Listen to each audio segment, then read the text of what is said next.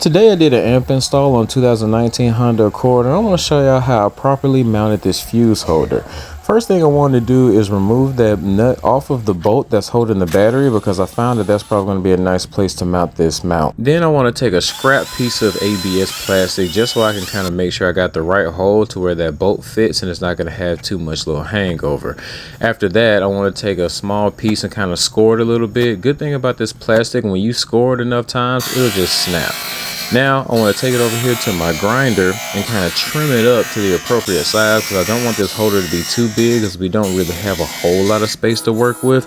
After I do that, I want to make sure I round over the edges just so it's not sharp, and then I want to put my fuse holder on it to make sure that it's the appropriate size. Now that we got that done, I want to take that same 1/4-inch drill bit, drill me a hole, and then I want to actually mount the fuse holder on the other side. It's going to look something like that.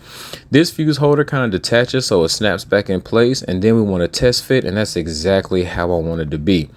Now we'll put in our amp power wire. I have a ferrule on the end just for better connectivity, and we don't cut any other wires. And then I want to test to make sure that I got the right length. Now that I know that I have the right length, I kind of want to protect this with some heat shrink, because I know that there's going to be a little bit of that ferrule exposed.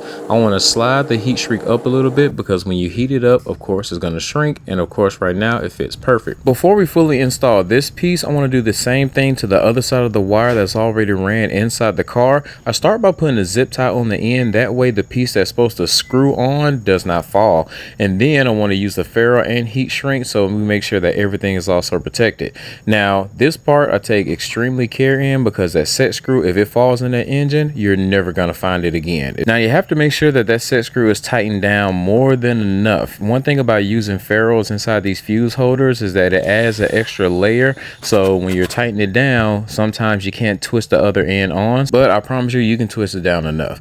Now that we've done that, we can go ahead and cut that zip tie and continue to actually use some split loom to finish dressing it up. I want to use the split loom in this. I usually like using braided sleeving, but literally everything around it has the split loom on it, so we want this to be uniform with everything else. So we're going to continue to use the split loom, and then we want to add some zip ties to let it go along the factory wiring, just so we know that this wire is not going to move, because the factory is going to have their wires in a spot to where it's going to be away from heat and away from any type of moving parts.